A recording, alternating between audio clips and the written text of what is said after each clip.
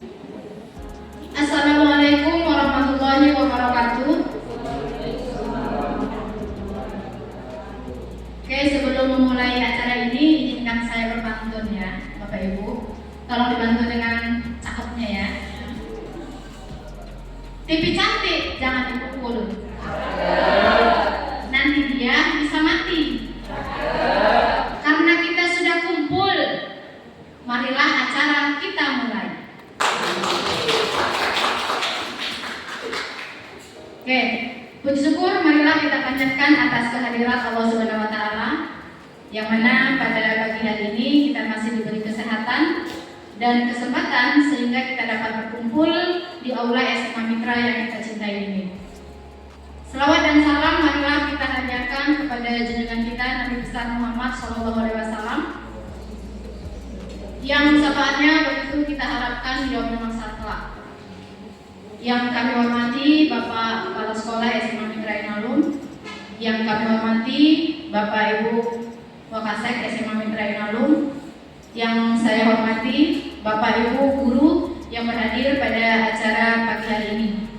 Nah, pada pagi hari ini Bapak Ibu kami kumpulkan di sini adalah dengan tujuan kami memberikan pemahaman kami pada calon guru penggerak ini, yaitu pada modul 1.4, yaitu dengan materi budaya positif.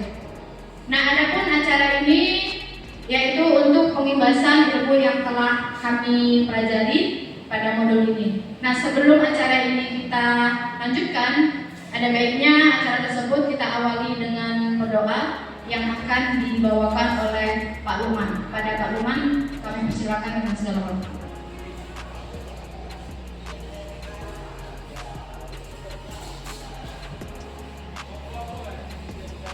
Assalamualaikum warahmatullahi wabarakatuh. Marilah kita berdoa, beragama dan keyakinan masing-masing. Saya pimpin dengan doa syariat Islam. Na'udzubillahi as-sami'il 'alim minasyaitonir rajim. Bismillahirrahmanirrahim. Alhamdulillahi rabbil alamin.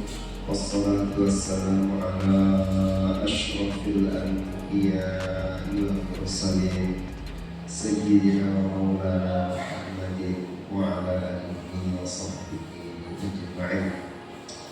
Allahumma salli wa sallim ala sayyidina Muhammadin salatan tunjina biha min jami'il ahwali wal afat wa taqdi lana biha jami'il hajat وتطهرنا بها من جميع السيئات وترفعنا بها عندك أعلى الدرجات وتبلغنا بها أقصى الغايات من جميع الخيرات في الحياة وبعد الممات إنك سميع قريب مجيب الدعوات آمين يا الله آمين يا رحمن آمين يا رحيم آمين يا قاضي الحاجات يا قاضي الحاجات يا الله يا قاضي الحاجات يا مجيب السائلين يا رب العالمين. اللهم إنا نسألك سلامك يا الله، سلامة في ديننا وعافية في جسدنا وزيادة في علمنا وبركة في رزقنا وتوبة قبل الموت ورحمة عند الموت ومغفرة بعد الموت ومهون علينا في سكرات الموت والنجاة من النار وعلم الحساب. اللهم إنا نسألك علما نافعا وعملا متقبلا ورزقا حلالا طيبا برحمتك يا أرحم الراحمين. اللهم أرنا الحق حقا وارزقنا اتباعه وأرنا الباطل باطلا وارزقنا اجتنابه. اللهم اغفر لنا ذنوبنا ولوالدينا وارحمهما كما ربيانا صغيرا ولجدنا ولجداتنا ولمشايخنا ولأساتذتنا ولمن حضرنا ولمن هو معنا ولجميع المسلمين والمسلمات والمؤمنين والمؤمنات برحمتك يا أرحم الراحمين. ربنا آتنا في الدنيا حسنة وفي الآخرة حسنة وقنا عذاب النار. وصلى الله وسلم عليه والحمد لله رب العالمين.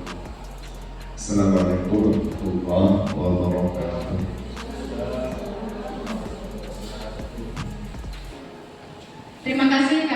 kepada Pak Lukman yang telah membuka acara ini dengan doa.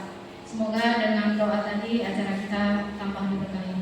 Nah, kemudian kita masuki acara yang kedua, yaitu menyanyikan lagu Indonesia Raya yang akan dipimpin oleh Ibu Mauli. Pada Bapak Ibu kami harapkan untuk berdiri.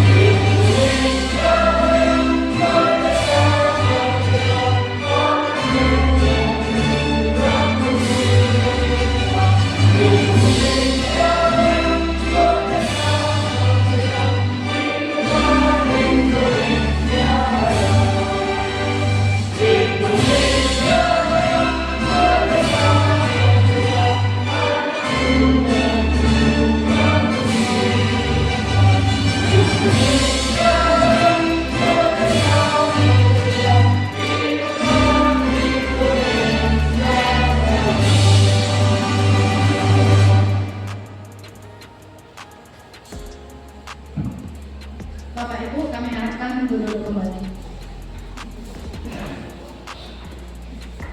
Terima kasih kami ucapkan kepada Ibu Nur Mauli yang telah membawakan acara kita tadi, yaitu menyanyikan lagu Indonesia Raya. Semoga dengan kita menyanyikan lagu tersebut, maka semakin tumbuh cinta kasih kita kepada anak-anak bangsa ini. Oke, baiklah kita masuki acara yang selanjutnya, yaitu pembukaan yang akan disampaikan oleh Bapak Kepala Sekolah. Kepada Bapak Kepala Sekolah kami persilakan dengan segala hormat. Terima kasih. Assalamualaikum warahmatullahi wabarakatuh. Selamat pagi menjelang siang dan salam sejahtera bagi kita semua. Yang saya hormati Bapak Ibu Wakil Kepala Sekolah, Bapak Ibu Dewan Guru yang telah hadir di ruang ini dalam rangka yaitu diseminasi budaya positif. Ya, diseminasi ini kalau tak salah saya ini adalah berbagi. Jadi kalau Bapak Ibu setelah melaksanakan kegiatan di luar sekolah, Ibu mewakili sekolah, maka sampai di sekolah itu harus berbagi. Nah, sama dengan Ibu yang sudah CGP ini atau yang sudah selesai. Apa yang dilaksanakan secara dari kegiatan CGP semestinya diadakan yaitu berbagi kepada yang belum mengikuti CGP. Ya. Saya tidak banyak di sini menyampaikan. Bagi saya, bagi kita sekolah, satu aja intinya. Ya, mau ikut CGP, mau ikut diklat apapun, yang kita harapkan adanya perubahan gaya metode belajar kita di kelas. Karena salah satu yang masih kita rasakan dan sangat terasa adalah metode, strategi dan teknik kita mengajar di kelas. Ya, masih itu juga. Udah banyak mungkin mengikuti diklat online. Kemarin saya bahkan nanti akan semua Saya masuk di kelas 10 sama-sama Bapak Ibu mengajar. Bukan mau menilai Ibu, tidak. Saya nggak konteks menilai. Tapi ayo sama-sama kita mengajar. Berdasarkan yaitu amanah perintah kurikulum merdeka. Bahwa pembelajaran diawali dengan diadakan asesmen diagnostik. Non kognitif, kan situ masih lemah. Ya. Dengan 3 gaya anak belajar. Yang 3 kan? Ada visual, ya, ada audio, ada kinesthetik. Saya kemarin sudah sama-sama ngajar dengan Bapak Ibu, dengan ibu-ibu. Ada dengan Ibu Nursia, ada dengan Ibu Juniati, ada dengan Pak Akbar. Ya, masih jauh lah dari yang diharapkan. Ya, nah, jadi kita berharap teruslah kita perbaiki pelan-pelan. Ya, di sana kita masih melihat sama-sama masih terfokus kepada guru menerangkan saja. Peran guru kalau saya lihat masih 75% lebih kurang masih peran guru nomor 1, bukan siswa. Nah, jadi kondisinya mau kita balik. Gurunya tinggal 25%, siswanya 75%. Ya. Nah, jadi ayo Bapak Ibu pelan-pelan laksanakan. Ya. Jangan hanya sekedar teori. Ya. Nah, jadi saya akan ikut terus, terutama di kelas 10. Ya. Dan nanti seterusnya kelas 11-12. Moga-moga ini menjadi kebiasaan kita. Ya. Nah, apalagi kita ini sebentar lagi mau yaitu P5 yang materi kedua ya. Nah, nanti bulan 11 ini kita berharap ada perubahan. Pertama di pembelajaran guru, yang kedua yaitu perubahan pembelajaran siswa maupun karakternya. Nah, mungkin Bapak Ibu kemarin kita sudah P5 yang pertama dengan suara demokrasi. Ada nggak setelah kita adakan kegiatan selesai? Adakah kita lakukan seperti yaitu survei awal atau apa? Kayak mana tanggapan mereka ya, setelah pelaksanaan ini? Bagaimana perasaan mereka? Ada nggak perubahan dalam pembelajaran? Nah, coba kita lakukan itu. Nah, jadi pada Bapak Ibu guru harapannya satu, sesuai dengan rapor pendidikan kita. Salah satu nilai yang sangat rendah kita di sana adalah tentang metode belajar siswa. Ya, jadi inilah yang salah satu penting kita perbaiki. Ya. Nah, jadi saya berharap apapun disiplинasi yang akan disampaikan ini, ayo kita praktekkan nanti di pembelajaran kita sehari-hari di kelas. Itu harapan kita. Dan terakhir, terima kasih pada Bapak Ibu guru yang mengikuti acara ini. Ya. Moga-moga ada menambah pengalaman. Ya.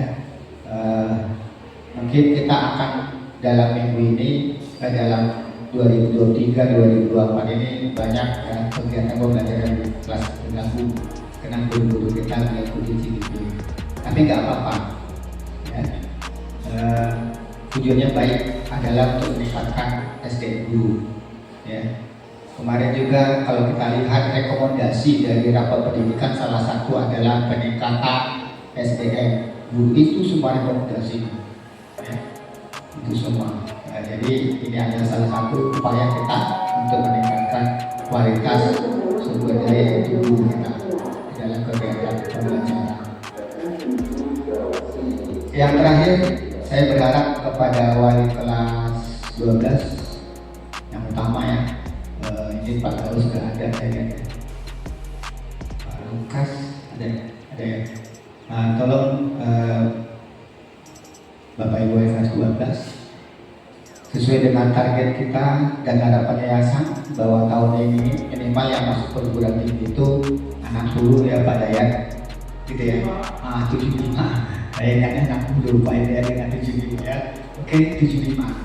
Oleh karena itu, ayo kita dorong siswa kita untuk mengikuti yaitu bimbel yang kemarin sudah kita sosialisasikan. Ya, jadi kepada Bapak Ibu wali kelas, tolong Pak Bapak Ibu, tolong dimotivasi siswanya, dikomunikasikan dengan orang tuanya. Kita berharap siswa kita yang eligible 90 kalau bisa ya minimal 75. Jadi salah satu adalah peran guru pada wali kelas dan juga kita semua yang akan masuk di kelas 12 agar eligible. Karena salah satu upaya kita untuk mereka menang di PTN negeri. Ya. Saya rasa itu pada kesempatan ini. Terima kasih kepada Ibu CGP yang telah menyiapkan ini semua. Ya. Jadi kita berharap acara ini dapat berjalan dengan baik dan sukses. Moga-moga kalau bisa guru-guru kita yang memenuhi syarat semua bisa ikut CGP. Ya, tapi kalau yang sudah expired 50 ke atas sudahlah nggak bisa cari jalan yang lain lah gitu ya, kesempatan yang lain. Tapi yang masih 50 ke bawah monggo dipersilakan. Nah ya, kalau macam-macam yang sudah 50 ke atas kalau istilah saya udah expired gitu ya. Saya kasih. Terima kasih. Mohon maaf atas segala kesalahan dan kekurangan. Saya sudahi dengan Assalamualaikum warahmatullahi wabarakatuh.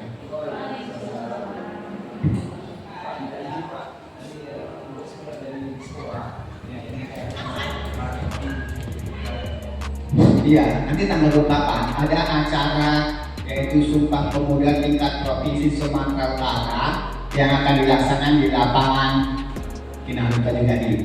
Dan untuk SMA SMK dibebani peserta harus menghadirkan siswa sebanyak 3.000 orang. Diutamakan SMA SMK yang ada di seputaran Sungai Suka, air putih ya. Oke, silakan pada ya. Yang penting nanti jangan ya Pak ya. Dilanjutkan ya, saya nggak bisa bersama karena ada kegiatan. Terima kasih, saya sudah dengan Assalamualaikum warahmatullahi wabarakatuh. Terima kasih kami ucapkan kepada Bapak Kepala Sekolah yang telah memberikan kata sambutan dan membuka acara kita pada pagi hari ini. Oke, Bapak Ibu, saya kasih pantun sedikit lagi ya. Tolong dibantu dengan cakepnya ya. Makan nasi di pagi hari, dimakan bersama sambal terasi. Mari kita nikmati materi ini untuk menambah wawasan diri.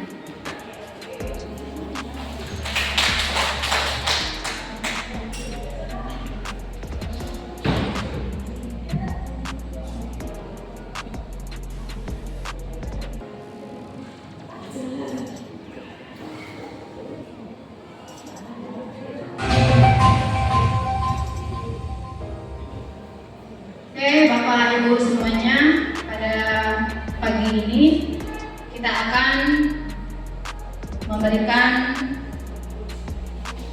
aksi nyata kita, yaitu dengan pemahaman atau diseminasi materi yaitu pada modul 1.4 yaitu budaya positif. Kami memperkenalkan diri terlebih dahulu. Yang pertama ini ada Ibu Fauzia Hansah. Dia adalah CGP Angkatan 9 dari SMA Mitra Inalum, guru mata pelajaran kimia. Bu Fauzia mana? Oke. Kemudian yang selanjutnya ada Ibu Desi Arisanti, sama CGP Angkatan 9 dari SMA Mitra Inalum. Ibu Desi Arisanti membawa bidang studi matematika. Pada Ibu Desi? Oke. Nah selanjutnya ini ada Ibu Neti Harwati, masih dari SMA Mitra Inalum, membawa bidang studi biologi.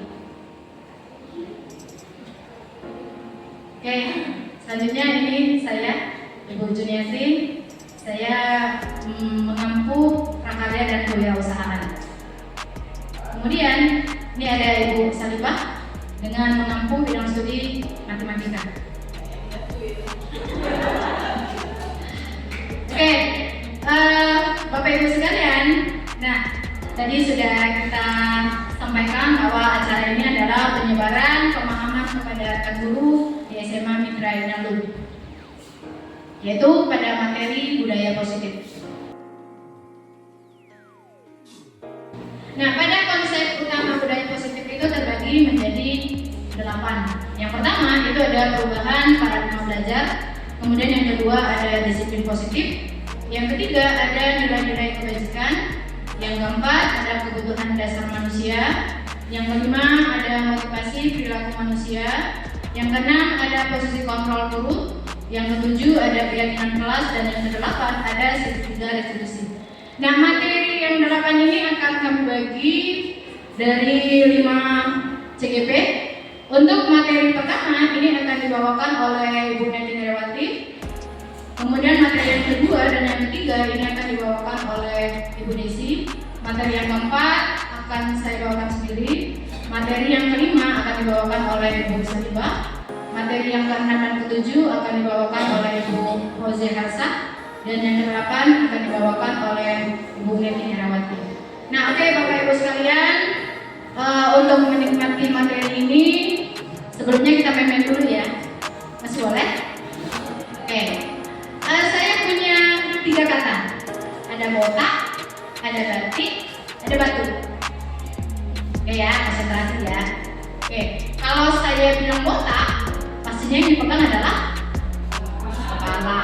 Kalau saya bilang batu, pastinya yang dipegang adalah mulut.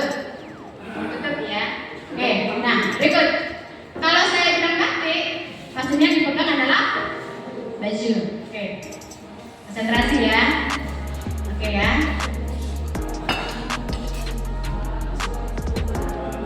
Oke, 1, 2, 3.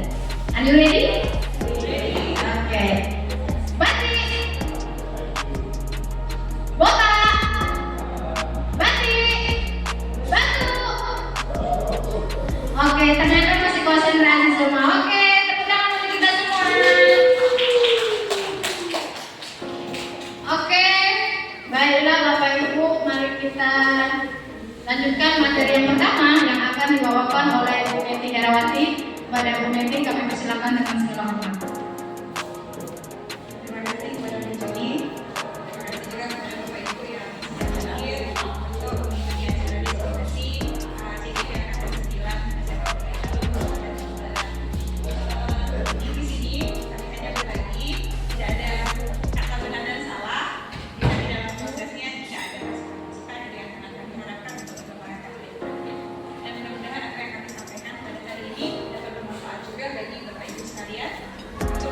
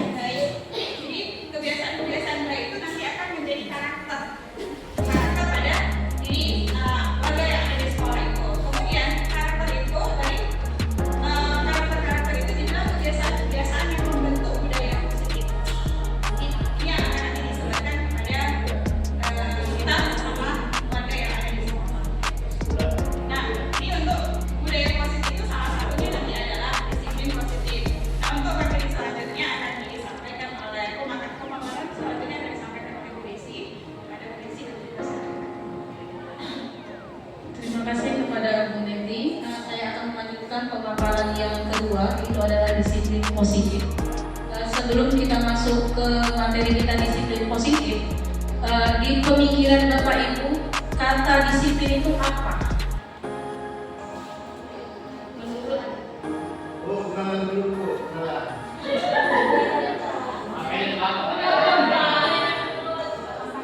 disiplin itu apa? Apa Bu Sri? Menaati peraturan. Selanjutnya tertib. Hukuman. Langsung hukuman ya Bu, baru bisa. Sanksi. Ada lagi. Sebelum kita masuk ke kata daripada disiplin positif. Jadi tadi apa Pak? Kalau disiplin itu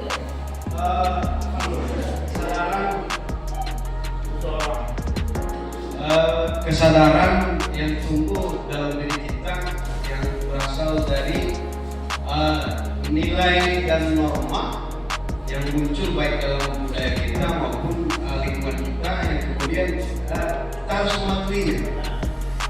Kita percaya bahwa itulah hal-hal yang baik yang kemudian menjadi acuan dalam standar berperilaku dan bersikap. Berarti intinya adalah sikap seseorang ya Pak. Oke. Pak Lukman? Disiplin apa tadi? Positif? Disiplin dulu Pak. Oh, disiplin. Belum sampai positif. Masih pengertian Ya, kita. disiplin penerapan peraturan tanpa, kalau untuk anak tanpa hukuman dan tanpa hadiah sudah wajib disiplin itu menurut saya. Terima kasih. Menurut Pak Lukman, disiplin itu adalah penerapan peraturan tanpa hukuman, tanpa imbalan dan hadiah itu apa ya? Oke, jadi di sini kita masuk ke dalam disiplin positif. Disiplin positif merupakan dalam bentuk budaya kita. Makna kata disiplin adalah dimaknai menjadi sesuatu yang dilakukan seseorang pada orang lain untuk mendapatkan kepatuhan. Jadi tadi kan sudah kita katakan ya, disiplin itu adalah menaati sebuah peraturan katanya. Berarti kan inilah disiplin. Disiplin itu adalah menaati kepatuhan kita terhadap apa peraturan yang ada berlaku di sekolah kita. Disiplin positif merupakan salah satu cara kita untuk menerapkan disiplin yang bertujuan untuk menumbuhkan kesadaran serta memberdayakan peserta didik tanpa imbalan, reward, ancaman atau hukuman. Nah, jadi yang kata Pak Lukman tadi sudah mencakup ya ke dalam sebuah disiplin positif. Katanya kalau mendisiplin, tepuk tangan untuk Pak Lukman. Anda lolos sedikit Ya, Pak. berarti sudah pas ya Pak kata disiplin Bapak tadi. Nah, itu adalah disiplin positif katanya. Ya, si anak disuruh menaati peraturan tanpa kita nanti harus memberikan hadiah atas peraturan yang sudah ditaati anak tersebut. Ya, bagus ya Pak. Jadi pemahaman Bapak tentang disiplin ini sudah berkembang dengan baik.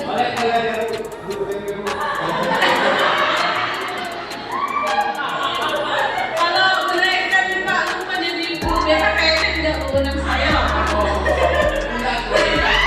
Saya hanya mengimbaskan apa yang saya dapat dari pembelajaran kami kemarin. Nanti kalau mau naik guru BK, mau sama kepala sekolah lah kayaknya Pak ya. Ya, kita butuh bercanda juga, jangan terlalu serius. Oke, kita lanjut ke selanjutnya. Makna disiplin positif adalah sebagai pendidik. Tujuan kita itu adalah menciptakan anak-anak yang memiliki disiplin diri sehingga mereka bisa berperilaku dengan mengacu pada nilai-nilai kebajikan universal dan memiliki motivasi intrinsik dalam perubahan ke arah yang lebih baik. Jadi sebenarnya disiplin ini bisa memberikan dampak yang positif bagi si anak. Tapi dengan apa ya? Jangan dengan menggunakan hukuman atau memberikan imbalan kepada anak. Selanjutnya, ada nilai-nilai kebajikan. Nilai-nilai kebajikan ini apa ya? Ada yang sudah pernah dengar dengan nilai-nilai kebajikan?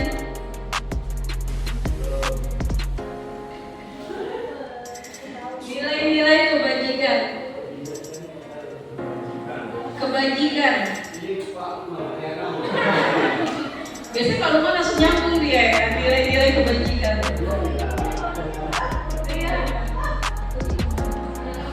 Sinyalnya hari ini bagus sekali. Dia langsung kuat tentang, oh ya langsung disiplin ini adalah ini katanya. Berarti nilai kebajikan apa ya Pak?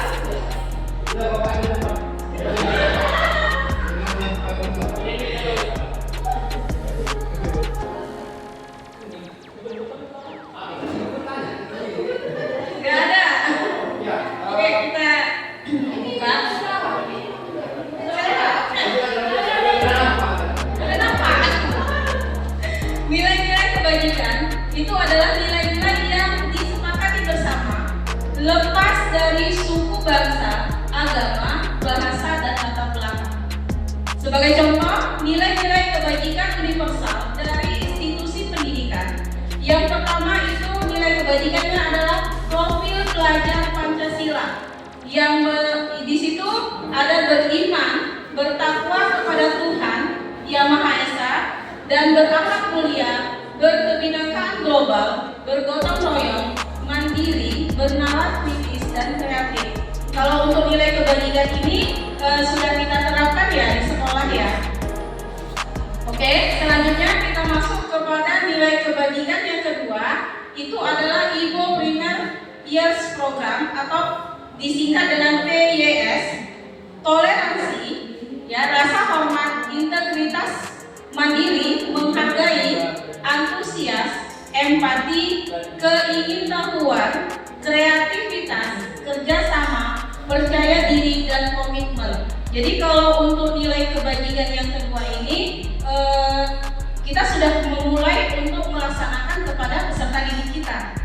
Dan yang ketiga itu nilai kebajikannya adalah keterampilan hidup atau life skill, kemampuan si anak. Jadi dapat kita buat dia adalah dapat dipercaya, lurus hati, pendengar yang aktif, tidak merendahkan orang lain, dan memberikan yang terbaik bagi dirinya.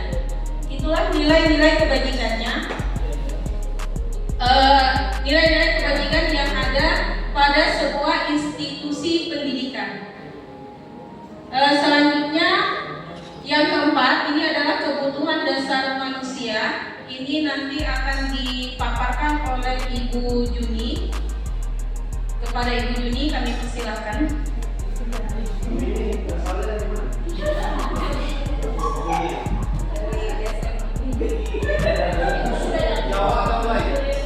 Oke, Bapak. Ya, Pak Akbar. Oh, saya ini agak blasteran. Kalau blasteran biasanya kan antara negara.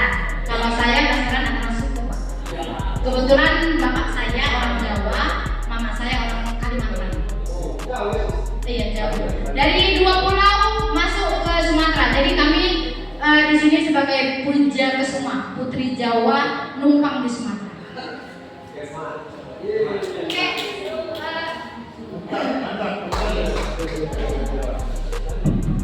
Oke, Bapak Ibu, kita lanjutkan ya, Pak Akbar. Oke, materi yang akan saya bawakan itu adalah kebutuhan dasar manusia. Nah, kita sebagai manusia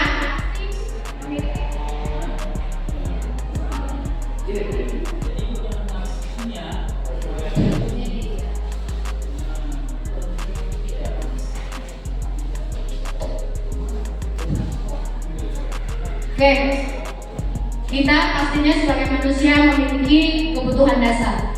Nah, kebutuhan dasar itu apa ya? Ada yang paham dengan kebutuhan dasar? Ya. Iya, pakai mic. Biar terdengar.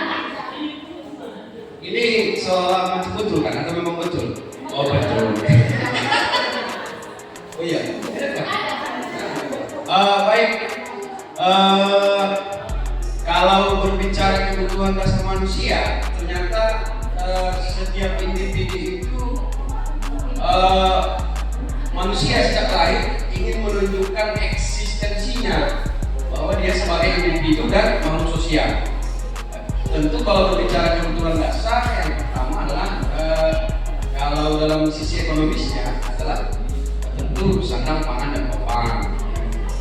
Artinya kalau setiap hari kita kebutuhan dasar pertama itu adalah setelah bangun tidur, kemudian sarapan, gitu kan. Setelah itu kita kemudian berlanjut kepada kebutuhan dasar untuk menunjukkan eksistensi kita sebagai manusia. Kemudian saya mau diakui seperti apa? Iya, maksudnya bukan kekuasaan. Ketika sesuatu, ketika misalnya dalam anak-anak gitu, dia kemudian meminta agar dia diperlakukan sebagai anak. Nah kemudian ketika kita sebagai ibu, kemudian kita kepingin kebutuhan dasar kita adalah bahwa ada pengakuan terhadap status kita hari ini. Misalnya kita punya pekerjaan, punya istri, dan punya keluarga. Nah kemudian dan seterusnya. Saya kira itu. Terima kasih. Terima kasih Pak Akbar. Pak Ruman mau menambahi? Oke. Iya. Kebutuhan dasar manusia. Tapi kalau menurut saya dia merasakan aman, kemudian dia merasa ingin dicintai, ingin dimiliki, apalagi ya. Pokoknya seperti itulah. Ya, good job untuk Pak Akbar dan Pak Ruman. Saya nggak bisa berkata-kata, saya terpukau dengan jawaban mereka.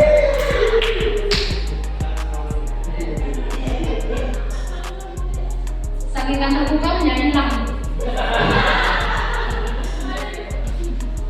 Oke, ini ada kebutuhan dasar manusia.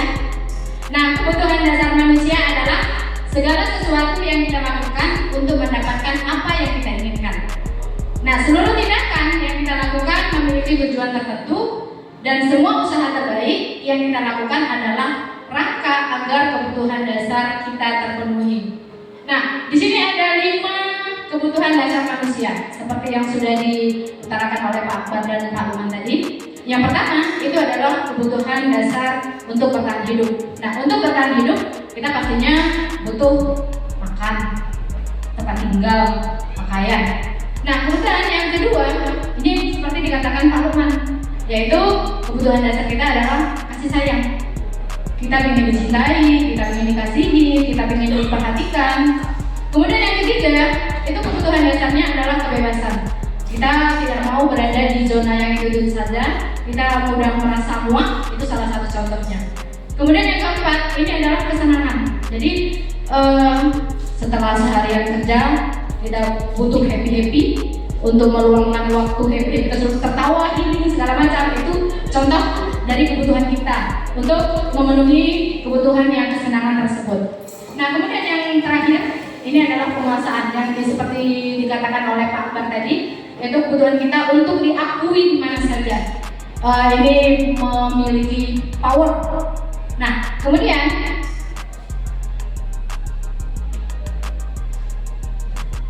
ini adalah contoh-contoh dari kebutuhan dasar manusia. Yang pertama tadi adalah kebutuhan dasarnya untuk bertahan hidup. Contohnya yang sudah saya katakan tadi ada makanan, pakaian, tempat tinggal, keamanan, dan kesehatan. Jadi untuk bertahan hidup, maka contoh-contoh tersebut adalah merupakan sebagai kebutuhan dasar kita supaya kita bisa bertahan hidup. Bagaimana bisa bertahan hidup kalau kita tidak punya tempat tinggal, kalau kita tidak pakai baju, dan kalau kita tidak bisa makan.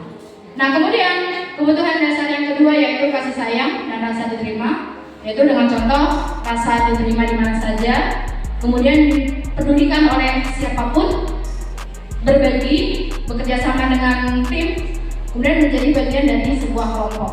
Kemudian yang ketiga, ini adalah penguasaan. Contohnya ada harga diri, keinginan untuk dianggap, memimpin, berprestasi, diakui dan didengarkan. Jadi untuk penguasaan ini seperti dia punya power, semua harus didengarkan. Itu biasa kebutuhan kita untuk supaya bisa menjadi penguasa. Kemudian yang keempat itu adalah kebutuhan kebebasan. Contohnya ada mandiri, memiliki pilihan, mencoba hal baru, mampu mengendalikan arah dirinya. Dan yang terakhir ini adalah kesenangan. Contohnya damai, humor, antusiasme, dan tertawa. Jadi kebutuhan-kebutuhan dasar tersebut pasti akan kita butuhkan dalam kehidupan kita sehari-hari. Nah, di sini saya punya kasus. Nanti tolong dibantu kasus saya ya, Bapak Ibu ya. Nah, saya wali kelas 11 IPA 2 sedang bingung menghadapi ulas salah satu murid saya yang bernama Yogi. Nah, beberapa anak telah datang dan mengeluhkan Yogi kepada saya. Nah, seringkali si Yogi ini meminta bekal makan siang mereka dengan paksa. Jadi si Yogi minta bekal makan siang anak-anak yang lain dengan memaksa. Nah, itu kasusnya ya. Jadi dulunya adalah Yogi sering minta bekal makan siang teman-temannya dengan paksa. Nah, jika Bapak Ibu menjadi saya, maka apa yang akan Bapak Ibu lakukan terhadap Yogi tersebut? Nah, kira-kira dari kebutuhan 5 tadi, mulai dari bertahan hidup, kasih sayang, penguasaan, kebebasan, dan kesenangan, si Yogi ini pastinya memiliki 5 kebutuhan dasar tersebut. Nah, untuk si kasus tersebut, si Yogi ini dikategorikan seperti apa untuk bertahan hidupnya, dia maunya seperti apa, untuk cinta dan kasih sayang dia maunya seperti apa, kemudian untuk penguasaan dia seperti apa, untuk dia kesenangan seperti apa. Ada Bapak Ibu yang bisa memecahkan kasus saya?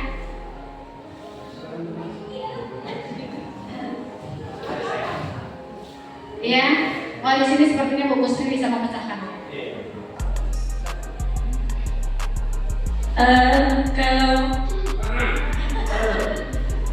menurut saya, Yogi di sini hanya ingin kepedulian dari teman-temannya. Mungkin dia bawa bekal, tetapi bekal itu tidak sesuai dengan keinginannya. Jadi untuk dia supaya dia dipedulikan dengan teman-temannya, jadi dia minta bekal sama teman-temannya supaya ada yang memperhatikan dia di sekolah. Gitu. Oke, terima kasih Bu Gustri. Oke, ini kita cocokkan jawaban Bu Gustri tadi dengan jawaban yang ada di layar screen. Nah, dalam konteks penerapan disiplin positif Bu Juni, sebaiknya mencari tahu alasan Yogi melakukan tindakan tersebut agar mengetahui mana yang sedang dipenuhi oleh si Yogi tersebut.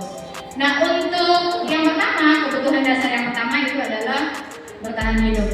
Nah, jadi untuk bertahan hidup, Yogi kan perlu makan.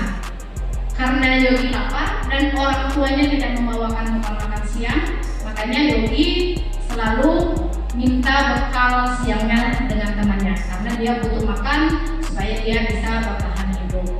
Kemudian yang kedua, nah kebutuhan yang kedua yang diperlukan si Yogi itu adalah cinta dan kasih sayang. Nah, dengan cara Yogi sering minta bekal tersebut, dia membutuhkan perhatian dari teman-temannya. Dengan demikian, karena dia sering minta, maka teman-temannya peduli dan kasih sayang terhadap si Yogi tersebut.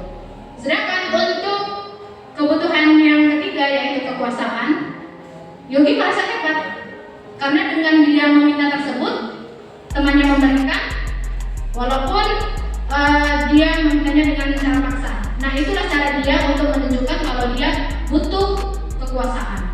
Kemudian yang keempat, ini adalah kebebasan. Nah, Yogi tadi dikatakan oleh Bu Gustri dibawakan bekal oleh orang tuanya, namun bekalnya hanya itu saja. Dia merasa bosan, jadi dia ingin bebas. misalkan hari ini dia dibototin telur dadar, kemudian semalam dia telur orek-orek, besoknya telur ceplok, jadi dia bosan bontotnya yang itu saja, maka dia meminta bekal temannya. Jadi dia ada di situ kebutuhan kebebasan yang diterimanya. Kemudian yang terakhir, ini adalah kebutuhannya kesenangan. Nah, dengan dia bertindak meminta paksa tersebut, dia melihat ekspresi wajah temannya yang marah, maka dia bahagia, dia happy karena dia membutuhkan kesenangan di situ. Jadi dia melihat wajah temannya happy, wajah temannya marah, wajah temannya murung, dia malah happy. Oke, Bapak Ibu. Nah, hanya sampai di sini materi tentang kebutuhan dasar manusia yang bisa saya sampaikan.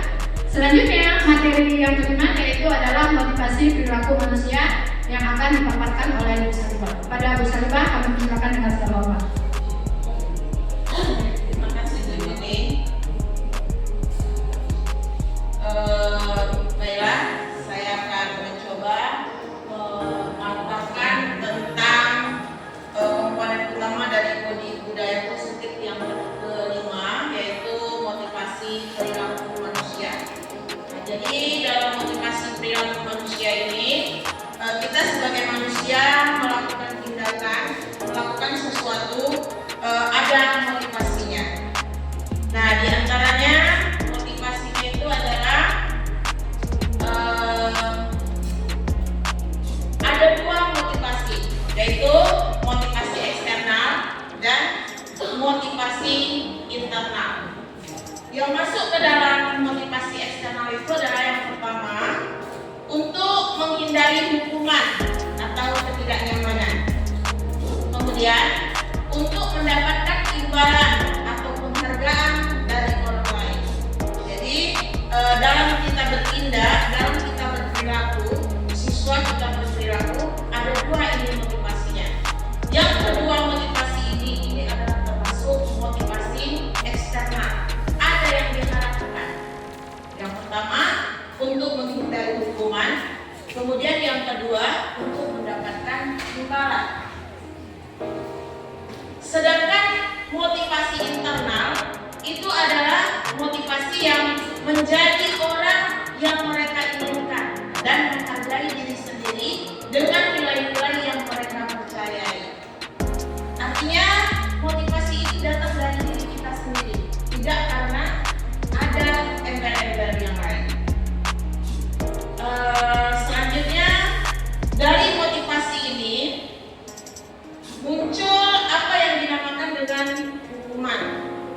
Kemudian ada yang disebut dengan konsekuensi, ada restitusi. Apa itu hukuman? Hukuman itu tidak berencana, sifatnya tiba-tiba. Kemudian dalam hal ini siswa tidak tahu apa yang akan terjadi. Jadi dia tidak dilibatkan dalam membuat hukuman itu. Hukumannya itu tiba-tiba saja diberikan oleh penghukum. Katakanlah kita di sini sebagai guru. Kemudian dia bersifat satu arah. Nah, jadi guru langsung melakukan hukuman apa hukuman sama. Kemudian yang keempat, dia berupa hukuman fisik. Dan kita tidak lagi menggunakan hukuman fisik. Kemudian konsekuensi. Apa itu konsekuensi? Nah, di konsekuensi dia terencana, yaitu disepakati sesuai peraturan. Jadi hukuman itu sudah kita sepakati dulu. Jadi sebelum ada hukuman antara siswa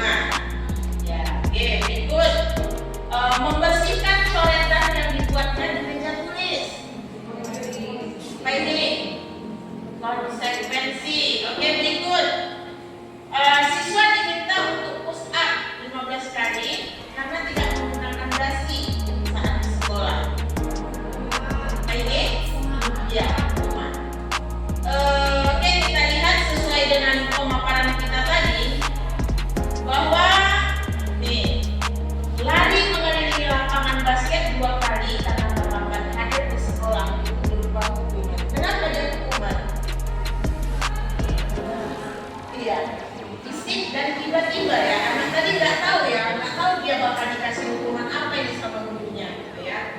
Kemudian yang kedua, membersihkan coretan yang dibuatnya di meja tulis. Apa konsekuensi? Apa? Bapak Ibu, apa Bu Putri? Karena sudah ada peraturannya. Sudah ada peraturannya.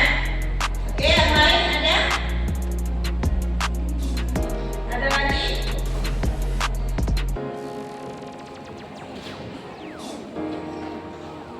Oke, kita lihat tadi ya konsekuensi. Nah ini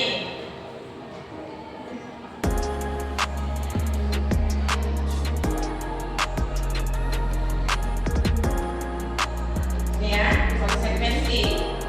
Rencana disepakati sesuai peraturan, kemudian tetap dibuat tidak nyaman, dan kita sebagai guru selalu memonitor muridnya. Nah, jadi dalam hal ini konsekuensi dia sudah membuat coretan, ya. Konsekuensinya dia harus membersihkan kembali. Ya. Nah, kemudian yang ketiga, ini murid diminta untuk push up 15 kali karena tidak menggunakan dasi di sekolah. Ini juga berbentuk hukuman. Tapi mudah-mudahan di antara kita guru-guru nggak ada yang melakukan hukuman seperti ini kepada siswa-siswa kita ya. Oke, nah jadi sampai di sini akan dilanjutkan oleh Ibu Fauzia Hasan.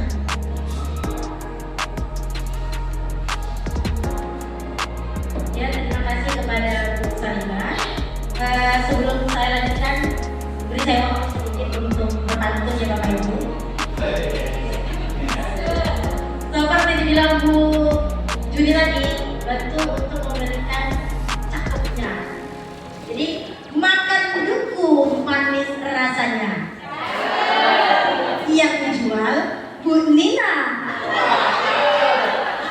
Sekarang giliran saya. Terima kasih kesempatannya. Oke. Sekalian promosikan dong Bu Nina. Iya, beliau nah terhasilkan Bu Nina. Iya. Oke, terima kasih. Saya lanjutkan. Jadi saya masuk di materi mengenai 5 posisi kontrol guru. Jadi guru itu memiliki posisi kontrol ya. Ada 5. Yang pertama adalah sebagai penghukum. Yaitu kalau sebagai penghukum, seorang penghukum bisa menggunakan hukuman fisik ataupun verbal.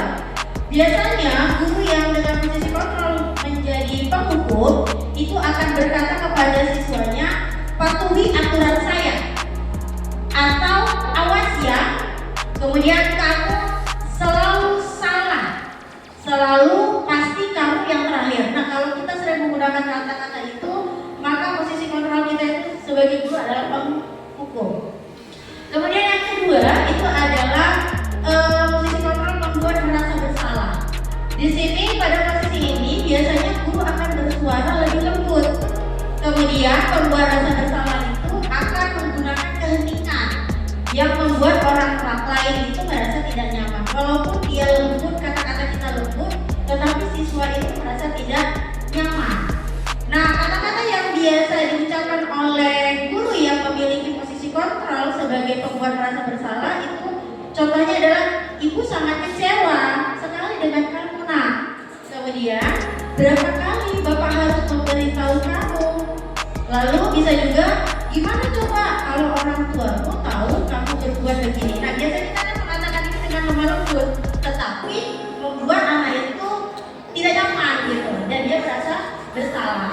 Kemudian yang ketiga, posisi kontrolnya itu adalah sebagai teman, Guru pada posisi ini tidak akan menyakiti muridnya, namun akan tetap berupaya mengontrol murid tersebut itu melalui persuasi. Persuasi itu seperti ajakan, kita ajak siswanya. Kemudian guru pada posisi teman ini akan berkata, ayo bantulah demi bapak ibu. Kalau nanti kepala sekolah tahu, itu bisa dimarahin. Nah, biasanya juga sebagai teman. Kemudian Kemudian nanti Bapak Ibu bantu bereskan ya nak, itu kita sebagai teman kepada siswa. Selanjutnya adalah posisi kontrol yang keempat, itu adalah sebagai pemantau. Di sini posisi pemantau itu berdasarkan pada peraturan-peraturan dan konsekuensi yang sudah disepakati. Dengan menggunakan sanksi atau konsekuensi, kita dapat memisahkan hubungan pribadi kita itu dengan si murid. Nah, guru pada posisi pemantau ini itu akan berkata, contohnya peraturannya apa nak? Kemudian apa yang telah kamu lakukan? Selanjutnya sanksi atau konsekuensinya apa setelah kamu melakukan suatu kesalahan. Jadi kalau kita berkata seperti itu, posisi kontrol kita adalah sebagai pemantau. Kemudian ada yang kelima, itu sebagai manajer. Ya, ini adalah posisi di mana guru berbuat sesuatu bersama dengan muridnya. Lalu kita sebagai guru itu mempersilahkan murid kita untuk mempertanggungjawabkan perilakunya atau kesalahan yang sudah diperbuat. Kemudian kita mendukung murid itu agar dapat menemukan solusi dari apa yang sudah dilakukan sebelumnya. Nah, pada posisi ini kita sebagai guru itu biasanya akan mengatakan apa yang kita yakini. Artinya kembali ke keyakinan kelas yang sudah disepakati sebelumnya. Jadi kita bertanya kepada siswa keyakinan apa yang sudah dilakukan, keyakinan apa yang sudah kita sepakati. Kemudian jika kamu meyakininya, apakah kamu bersedia memperbaikinya? Jadi di posisi manajer ini kita sudah punya kesepakatan atau keyakinan kelas, lalu kita meminta siswa itu bagaimana cara memperbaikinya setelah dia melakukan kesalahan-kesalahan. Selanjutnya, jika kamu memperbaiki hal ini, ya hal ini menunjukkan tentang apa dirimu. Jadi kalau dia sudah memperbaiki, kira-kira karakter apa yang mau diambilnya atau yang akan didapatnya ke depan. Jadi ini adalah posisi kontrol yang kelima, manajer. Nah, kita sebagai guru, ya sebagai guru setelah kami belajar dan kita sama-sama belajar bahwa posisi kontrol ini, yang manajer inilah yang sebaiknya kita miliki sebagai guru. Ya, kembali lagi saya bilang kita sama-sama belajar karena kami juga masih tahap yang awal, dan dari belajar inilah kami tahu bahwa ternyata posisi kontrol yang benar itu adalah yang di manajer. Jadi kita tidak menyalahkan siswa langsung dengan kesalahan-kesalahannya, tetapi meminta dia untuk memikirkan, untuk mencari solusinya dengan kita bimbing, kita tuntun. Jadi itu posisi kontrol manajer. Selanjutnya Bapak Ibu, ini ada contoh-contoh penerapan dari 5 posisi kontrol guru. Saya punya kasusnya itu adalah siswa tidak memakai atribut lengkap saat upacara bendera. Jadi ada yang pertama, hormat pada bendera selama 1 jam. Jadi kalau kita memberikan ini berarti kita masih sebagai pemukul, gitu, sebagai pemukul. Kemudian yang kedua, berapa kali ibu harus memberi tahumu kalau kamu itu selalu saja mengecewakan ibu, gitu. Jadi kalau kita mengatakan ini masih posisi kontrol yang membuat rasa bersalah kepada siswa. Jadi kan kalau kita mengutarakan itu biasanya siswanya tertunduk, gitu. Ya biasanya.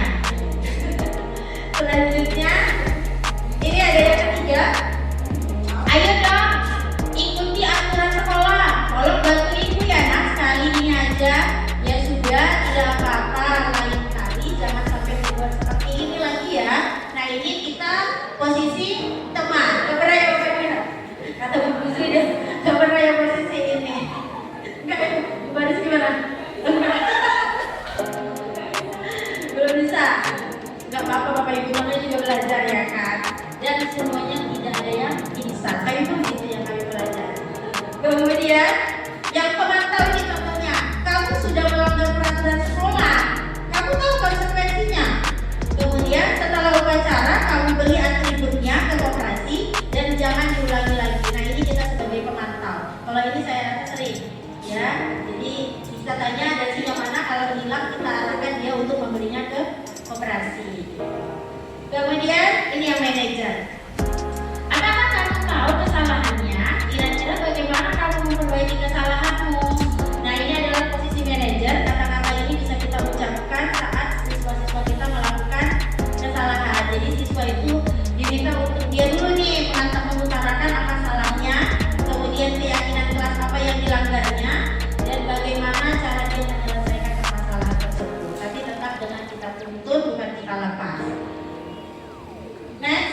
Ibu ada beberapa pertanyaan. Ada beberapa pertanyaan. Posisi kontrol apakah aku? Nah, dengan kata-kata itu saya kecewa sekali dengan kamu. Gitu. Saya kecewa sekali dengan kamu. Kira-kira posisi kontrol apa ini Bapak Ibu? Coba ada bersalah. Kita lihat ya Bapak Ibu. Iya benar. Berarti udah paham ya Bapak Ibu. Sudah ditepuk tangan untuk kasih. Kemudian yang kedua, posisi kontrol apakah aku? Kamu tidak pernah benar melakukannya. Berarti sebagai penghukum yang Bu bisa, kalau Bu tidak pemantau. Ada lagi yang lain Bapak Ibu? Sebagai apa ini? Kamu tidak pernah melakukannya, tidak pernah benar melakukannya. Ini? Oh, ada pembuaran sama-sama yang meneliti. Kita lihat yang Bapak Ibu, jawabannya adalah penghukum. Ya. Ini sebagai penghukum. Iya. Udah senior. Aku ini. Terima kasih Bapak Ibu. Kemudian, oh iya. Yang ketiga ini Bapak Ibu, apa rencanamu untuk menyelesaikan masalah ini? Manajer yang berada, ibu yang lain? Manajer. Oke, kita lihat posisi kontrolnya adalah manajer. Oke, next. Jadi, ayolah lakukan demi ibu. Setuju Bu Sri? Kita lihat. Enggak, Iya. lagi kurang enak banget. Kamu tidak pernah mendapatkan nilai dan tidak mengerjakan tugas. Yuk, posisi kontrol berarti. Membuat anak berdasarkan saya, Ibu. Ayo, burut. Sepertinya susah kalau burut sampai mukanya. Ayo, burut. Kira-kira apa ini? Membuat rasa bersalah. Boleh nanya sama Ibu Beta ya kan? Putri mana Bu Putri? Kira-kira Ibu Putri sebagai apa Ibu? Pemantau. Kita lihat ya sama-sama. Ya, jawabannya adalah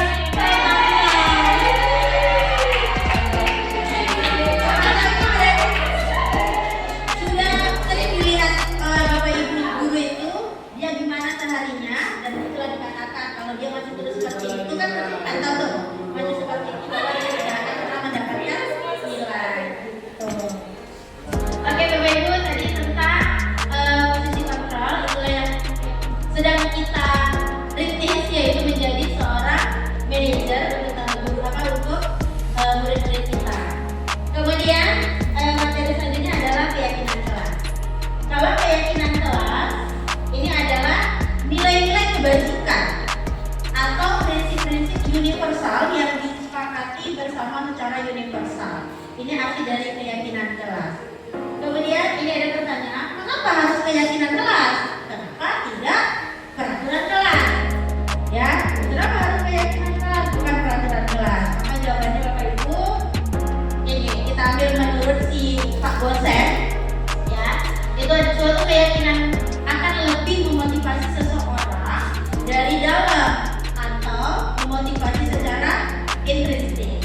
Seseorang akan lebih tergerak dan bersemangat untuk menjalankan keyakinannya daripada hanya sekedar peraturan-peraturan yang ada. Kemudian murid-murid pun akan demikian. Mereka perlu mendengarkan dan mendalami tentang suatu keyakinan daripada hanya mendengarkan peraturan yang mengatur mereka harus begini dan harus begitu. Jadi makanya kenapa harus lebih baik adalah keyakinan kelas daripada peraturan kelas. Ini ada lingkaran dari budaya positif. Jadi yang paling dalam itu yang warna pink itu adalah peraturan kelas. Jadi di dalam kelas kita itu biasanya peraturan kelas yang kita gunakan. Lalu dari peraturan kelas itu bisa kita buat menjadi keyakinan kelas. Jadi memang kita dari awal kenal itu adalah peraturan kelas. Berarti akan banyak peraturan-peraturan kelas atau peraturan-peraturan sekolah.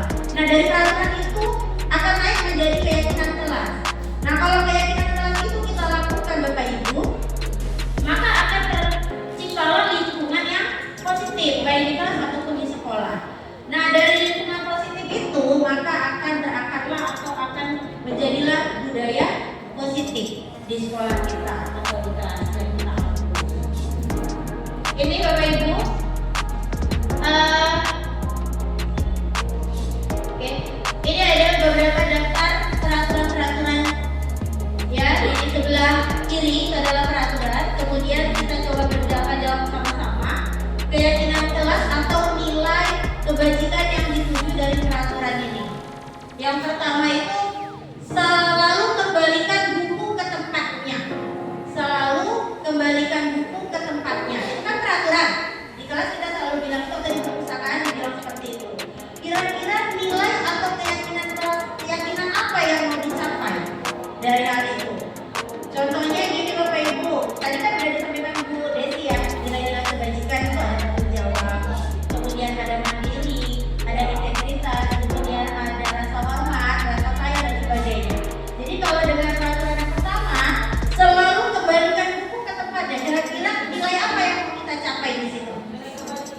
Nilai kebajikan tanggung jawab. Kita puji ya Bapak Ibu. Nanti kita lihat bersama-sama. Yang kedua, dilarang mengganggu orang lain. Berarti ini apa? Nilai apa yang mau kita capai? Saling menghormati ya Bu, manusia.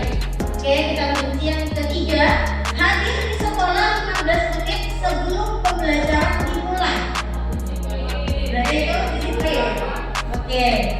Next, dilarang melakukan kekerasan. Saling menghormati. Oke. Dilarang menggunakan narkoba. Kesehatan, nilai kesehatan.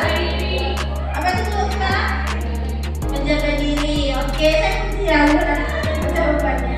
Lalu bergantian atau menunggu giliran. Antri. Saling menghormati. Kemudian disiplin juga ya. Oke, sopan santun kan. Kemudian gunakan masker.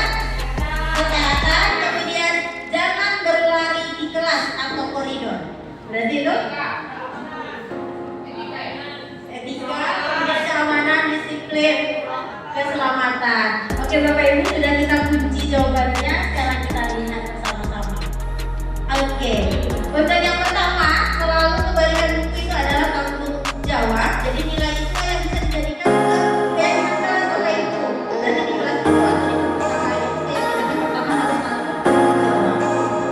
Yang kedua adalah dilarang mengganggu orang lain. Berarti itu adalah menghormati orang lain dan diri sendiri. Kemudian hadir di sekolah 15 menit sebelum pembelajaran dimulai itu adalah menghormati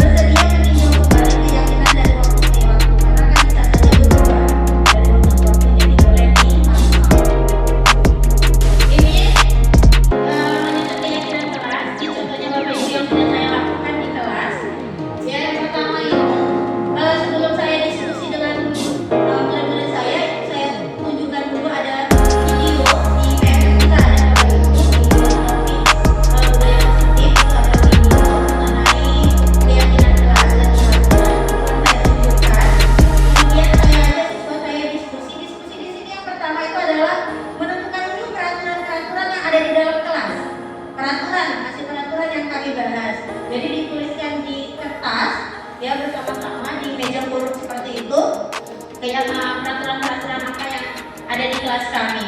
Kemudian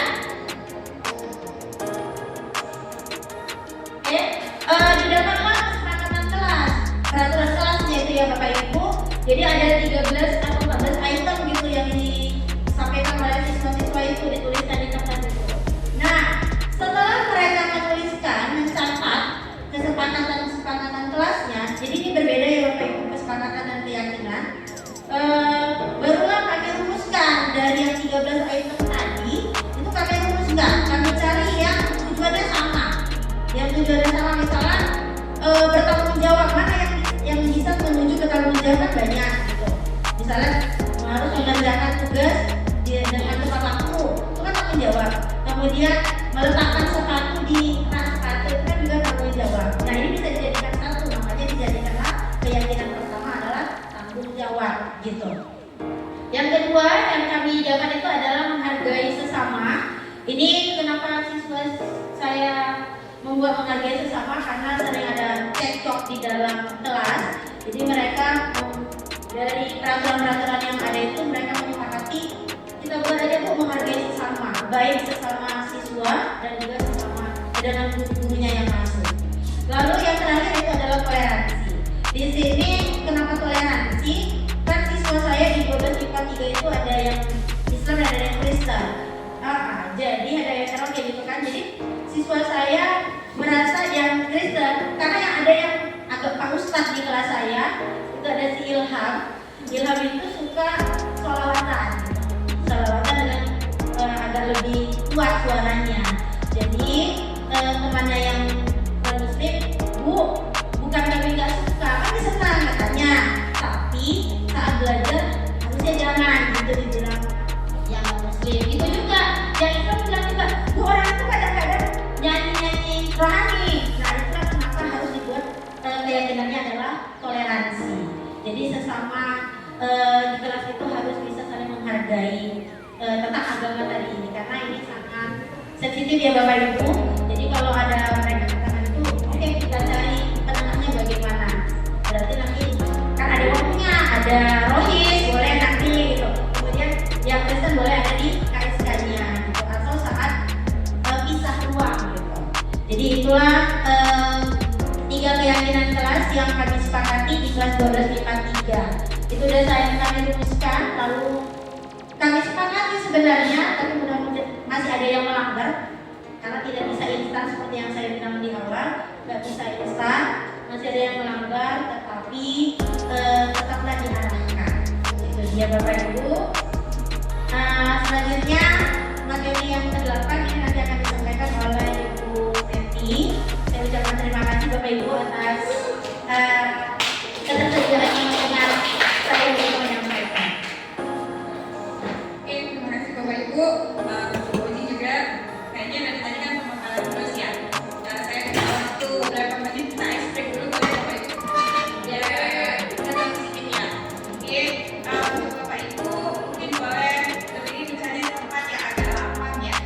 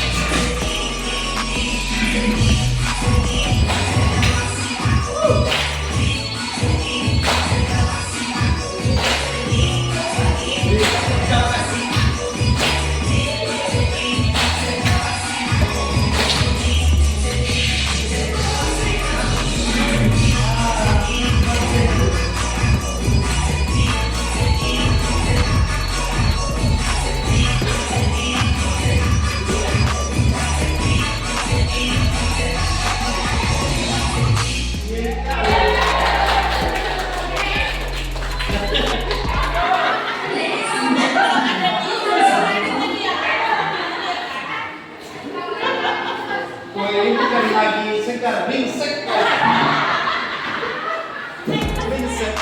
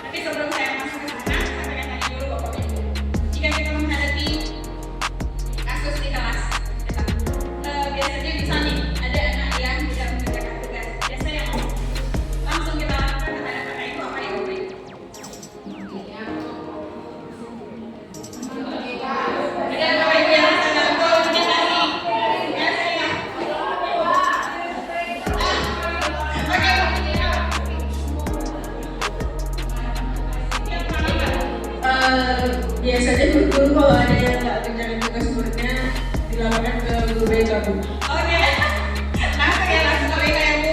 Jadi kalau kira-kira tadi yang dibahaskan sama yang dibahaskan oleh Bu kita di posisi kontrol yang kita lakukan itu apa ya Bapak Ibu? Posisi kontrol apa gitu? Kalau ada masalah sedikit di BK langsung ke BK. Di kelas langsung aja open ke BK, gitu. Bagaimana hukum ya Bapak Ibu ya? Tadi di paradigma, di pembelajaran paradigma baru ini, biasanya kan kita itu kan melakukan kalau tidak menghukum memberikan konsekuensi, kan gitu. Karena kita berpikir dengan memberikan hukuman itu pasti anak akan jerah, padahal belum tentu. Bisa jadi hukuman atau konsekuensi yang kita berikan itu malah membuat anak itu menjadi lebih parah dibandingkan yang sebelumnya. Nah, jadi pada pembelajaran paradigma baru itu diperkenalkan pada kita metode terbaru, yaitu adalah tentang segitiga restitusi. Jadi apa itu segitiga restitusi?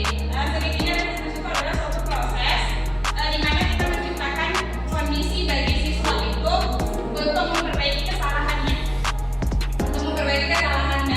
sehingga mereka bisa kembali pada kelompok mereka dengan karakter yang lebih kuat. Artinya pada saat mereka membuat salah, mereka memahami kesalahannya itu, kemudian mereka berusaha untuk memperbaikinya. Itu ya tujuan dari kita melakukan segitiga restitusi. Nah, apa langkah-langkah kita melalui segitiga restitusi itu sebenarnya tujuan kita itu apa? Jadi di sini yang pertama, dengan melakukan segitiga restitusi, kita membantu murid menjadi lebih baik, kemudian memiliki tujuan, kemudian tertanam disiplin positif, serta memulihkan dirinya setelah berbuat salah. Jadi di sini kita tidak lagi berposisi kontrol sebagai penghukum. Kemudian yang kedua, membantu murid untuk jujur pada dirinya sendiri dan mengevaluasi dari dampak kesalahan yang dia lakukan. Jadi anak itu disuruh berpikir sendiri, yang dia lakukan itu dampaknya apa, baik untuk dirinya sendiri maupun orang-orang yang berada di sekitarnya. Kemudian yang ketiga, memberikan penawaran bukan paksaan. Jadi kita memberikan penawaran solusi penyelesaian atas permasalahan yang dia buat, bagaimana dia menyelesaikannya. Jadi itu di situ kita ada diskusi dengan dia, bukan kita paksa kamu harus buat A, buat B, buat C, seperti itu. Kemudian, nah ini pada segitiga restitusi, kenapa dia dikatakan segitiga? Karena dia membentuk ada langkah-langkah yang harus dilakukan dan itu membentuk segitiga yang saling berhubungan. Yang pertama itu adalah menstabilkan identitas. Langkah segitiga restitusi yang pertama itu adalah menstabilkan identitasnya. Gitu. Jadi di sini setiap orang itu akan melakukan hal yang terbaik yang bisa dilakukan. Nah, seperti itu. Jadi pada saat dia berbuat salah pun, gitu. Mungkin bisa jadi itu adalah salah satu cara dia untuk bisa melakukan yang terbaik, tapi untuk dia belum tentu untuk orang-orang di sekitarnya. Yang pertama, setelah anak melakukan kesalahan, yang pertama kita lakukan adalah bagaimana caranya kita menstabilkan identitasnya dulu. Mungkin pada saat terjadi kesalahan dia buat, kondisi emosinya lagi meluap-luap, bisa jadi. Nah, posisi kita di sini pertama, sebelum kita menindaklanjuti berikutnya, yang pertama kita harus stabilkan dulu identitasnya. Kemudian langkah yang kedua, validasi tindakan Dan pada validasi benar dan salahnya itu pada dasarnya kita melakukan sesuatu itu pasti memiliki alasan. Sama halnya kita berada di dalam ruangan ini pasti ada alasan tertentu dari kita masing-masing kenapa kita di sini. Sebenarnya ada pilihan kan, kita boleh di sini atau tidak sama sekali. Nah setelah di dalam kita bisa mendengarkan atau tidak mendengarkan, itu juga itu pilihan kita sendiri dan kita punya alasan untuk itu. Jadi pada saat anak melakukan kesalahan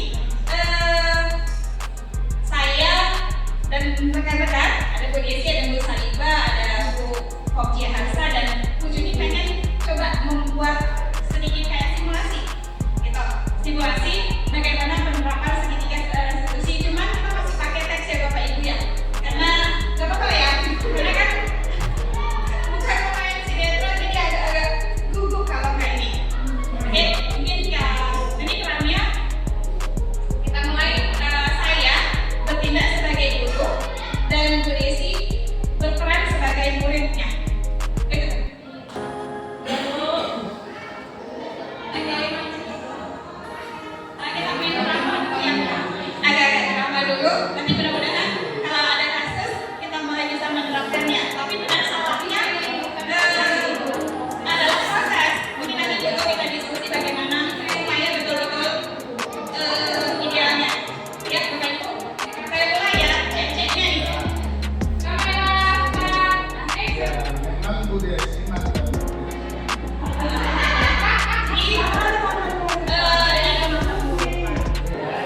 Tidak ada mantan murid. Harusnya ini saya bisa sama Pak Rusli. Pak Rusli Burja, saya mantan muridnya. Ya, saya murid Pak Rusli di SMP. Oke? Berarti Pak Rusli masih muda ya? Masih muda dia. Karena muridnya udah tua. Oke, kita coba ya Bapak Ibu ya. Saya bacakan prolognya dulu. Ini kasusnya. Jadi kasus pertama ini, Bu Desi ini adalah siswa di kelas 11 IPA 2. Saat proses pembelajaran berlangsung, dia tertidur. Jadi pada saat gurunya menjelaskan, dia tertidur. Dan posisinya dengan meletakkan kepalanya di atas meja. Oke? Skenario-nya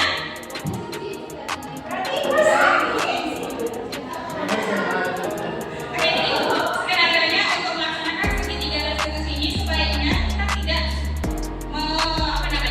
kita tidak melakukan tindakannya itu langsung di depan kelas, tidak. Kenapa? Pasti ada rasa malu sama teman-temannya dan itu nanti bisa berubah menjadi kayak penghukum, kan itu. Jadi kondisinya saya panggil misalnya gitu. Jadi setelah selesai pembelajaran, saya gurunya akan bilang, oke, saya akan bilang ya, maaf ya Bu Desi ya, saya tutup langsung nama ya. Oke, setelah kegiatan pembelajaran selesai, saya datangin Bu Desinya. Des, nanti setelah jam istirahat ke kantor Ibu ya. Baik, Bu.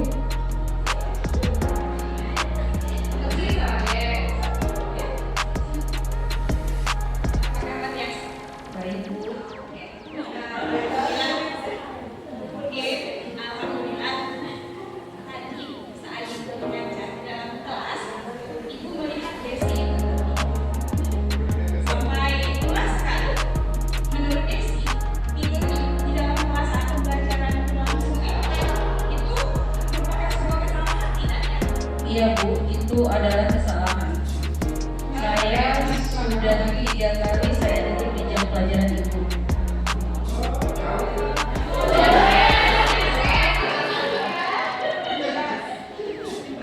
Kenapa masih pagi? Desi sudah ngantuk. Saya tidur larut malam, Bu. Sedangkan saya harus bangun pagi agar tidak terlambat ke sekolah. Oh begitu, wajar lah ya. Kalau seandainya saya pun berada di posisi Desi, tidurnya larut malam dan pagi harus berangkat kembali ke sekolah, pasti akan ngantuk pada saat di kelas. Setiap orang itu pasti pernah berbuat kesalahan. Tapi yang terpenting bagaimana kita mau memperbaiki kesalahan itu. Bagaimana menurut pendapat Desi? Setuju nggak kira-kira? Ya, Bu. Oke, baiklah. Kita cari sama-sama, kita cari solusinya ya, supaya kedepannya Desi tidak lagi tertidur di kelas saat pembelajaran walaupun malamnya harus tidur larut malam karena mengerjakan PR.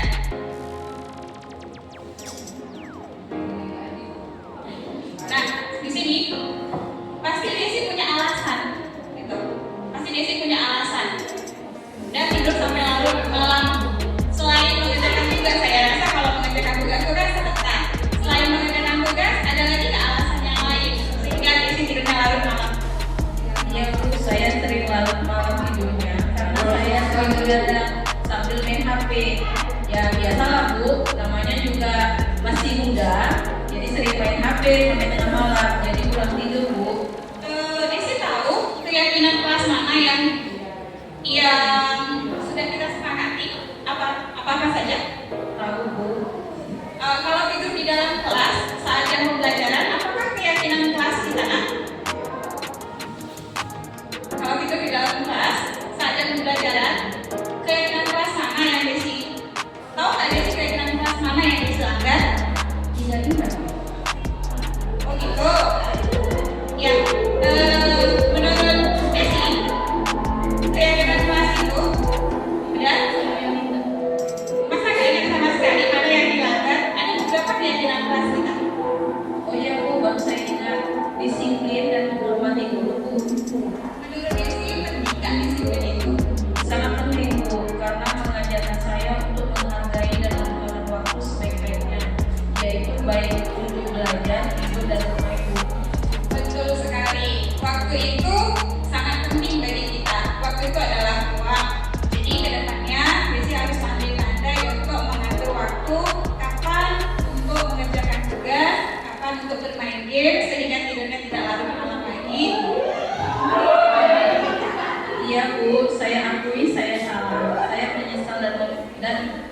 Maaf ya Bu, saya sudah tertidur di saat Ibu mengajar. Iya, bagus sekali nak. Kamu sadar dengan kesalahanmu dan kamu sudah melakukan dan kamu sudah meminta maaf. Menurut kamu, apa yang akan kamu lakukan agar kamu tidak tertidur lagi saat jam pembelajaran kelas? Saya akan tidur lebih awal Bu, tidak begadang lagi dan menggunakan waktu sebaik mungkin Bu, sehingga saya tidak tidur lagi di jam pelajaran itu. Oke, baik Des. Kamu sudah menemukan solusinya. Untuk kebaikan kamu ke depannya, saya akan berkoordinasi dengan orang tua kamu agar kamu tidak begadang dan tidur lagi di kelas. Sekarang silakan kembali ke kelas. Iya Bu, terima kasih. Oke Bapak Ibu, kira-kira seperti itulah demonstrasinya. Tapi mungkin masih banyak kekurangannya ya kan. Walaupun kadang-kadang untuk menahan, apalagi pada saat ditanya anaknya, tahu nggak jawabannya enggak, terus terang aja saat kita langsung naik ya kan. Kan gitu, setiap ditanya pastinya seperti itu. Tapi kedepannya setelah kita mempelajari tentang paradigma baru ini, ingat di sini kita berfungsi sebagai penuntun siswa untuk menemui untuk bisa bahagia baik sebagai individu maupun sebagai masyarakat. Jadi jangan kita tidak berperan sebagai penuntut. Mungkin pelan-pelan pastinya akan kita ubah cara yang selama ini kita lakukan. Baik benarnya itu nggak ada punisi sebenarnya. Bagaimana keyakinan kita saja, tapi kedepannya bagaimana kita menciptakan merdeka belajar itu dan menciptakan siswa-siswa yang berkarakter profil pelajar Pancasila. Sebenarnya berikutnya ada videonya, saya lanjutkan saja, saya teruskan saja karena itu ya. Ada kasus kedua yang kejadiannya agak sedikit berbeda. Kita tampilkan dulu supaya ada perbandingan ini kalau yang seperti ini, kalau yang seperti ini. Kepada Bu Juni dan Bu Komisian Asal.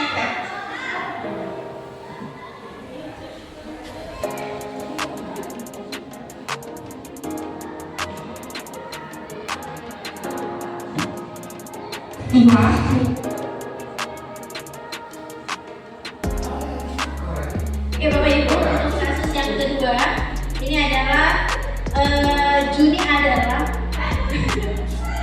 adalah siswa kelas 12 IPA 4. Saat jam kimia dengan Ibu Fauzia, Juni tidak ada di kelas. Jadi Juni itu ikut bermain bola voli dengan teman dari kelas lain.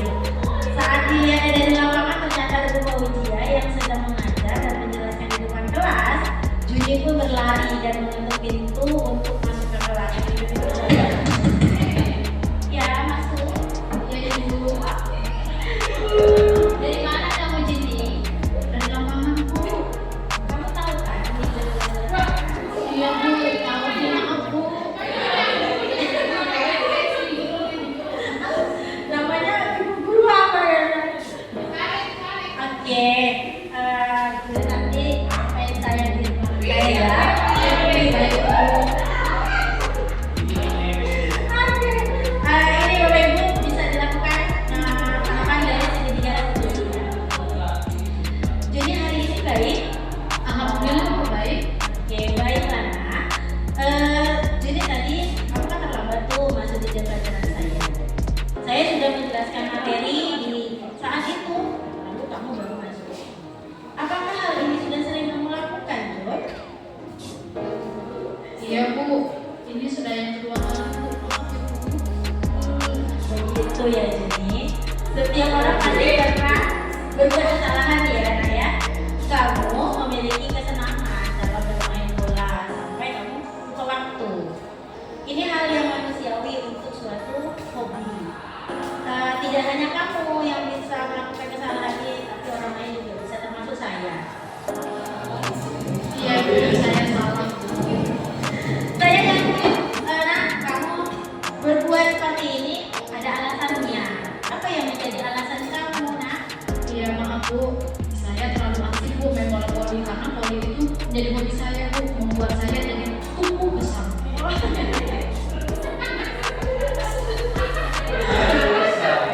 Oke, Nak. Baiklah. Sekarang coba Juni pikirkan tindakan Juni yang terlambat masuk di jam saya ini apakah sesuai dengan keyakinan kelas kita? Tentu tidak dong, Bu. Itu ya. Jadi menurut kamu nak, keyakinan kelas apa yang tidak kamu langgar? Tentunya disiplin dan menghargai guru, Bu. Oke, betul. Jadi menurut kamu menghargai guru itu penting atau tidak? Wah, ya sangat penting, Bu. Iya, Pak. Baik, kalau menurut kamu itu penting, maka keyakinan kelas apa yang harus kamu lakukan pada saat kamu ada di sekolah dan jam belajar sudah mulai? Saya harus bisa mengontrol diri saya dengan kesalahan saya yang menarik pola-pola itu. Oke, kamu bersedia untuk memperbaiki tindakan kamu ini? Bersedia. Oke, kamu mau masuk rumah sakit ya, terkejut-kejut ya. Apa yang akan kamu lakukan untuk memperbaiki masalah ini, nak? Ya, saya harus lebih bisa menggunakan waktu saya dengan baik, menghormati dan menghargai guru, serta mengontrol diri saya terhadap kesenangan saya yang bermain bola voli itu, Bu. Nah, saya akan mengikuti eskul bola voli agar hobi saya bisa tersampaikan, Bu. Oke, baiklah, itu tindakan yang tepat sekali ya, Jun. Semoga kamu menjadi pribadi yang baik lagi ya, nak. Sekarang kamu bisa kembali ke kelas ya. Terima kasih ya, Bu.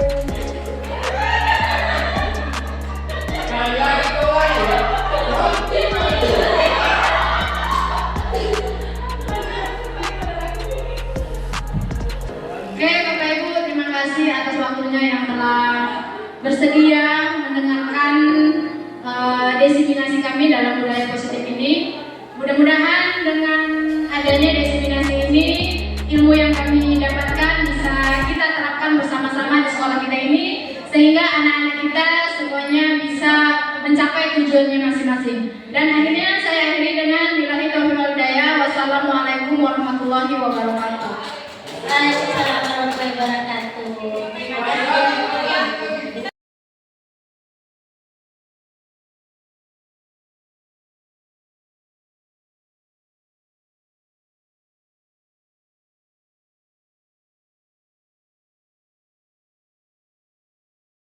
Assalamualaikum warahmatullahi wabarakatuh. Perkenalkan, nama saya Proego. Saya guru Pejok dari SMA Mitra Inalum. Saya akan menjelaskan hasil dari refleksi yang kemarin. Refleksi saya setelah mengikuti kegiatan desiminasi budaya positif yang dilakukan oleh para CGP dari SMA Mitra Inalum adalah bahwa kegiatan ini memberikan manfaat kepada saya. Saya menjadi mengetahui mengenai budaya positif, mulai dari perubahan paradigma, belajar disiplin, positif dan nilai-nilai kebajikan, kebutuhan dasar manusia, motivasi perilaku manusia, posisi kontrol guru, keyakinan kelas, dan segitiga restitusi. Saya menjadi tahu perbedaan hukuman, konsekuensi sehingga dapat menentukan sikap yang tepat kepada siswa. Terima kasih. Itulah hasil refleksi saya. Terima kasih. Assalamualaikum warahmatullahi wabarakatuh. Assalamualaikum warahmatullahi wabarakatuh. Perkenalkan, nama saya Fadil Muhammad Abdi. Saya dari kelas 12 MIPA 3. Saya akan menyampaikan refleksi saya tentang keyakinan kelas. Refleksi saya setelah membuat keyakinan kelas bersama Bu Fauzia, yaitu merasa kami sebagai siswa diperhatikan, disayang. Karena dengan adanya keyakinan kelas, kami dipedulikan Bu Fauzia. Keyakinan kelas berguna untuk membuat kelas aman, nyaman, dan saling menghargai. Sekian refleksi dari saya. Terima kasih.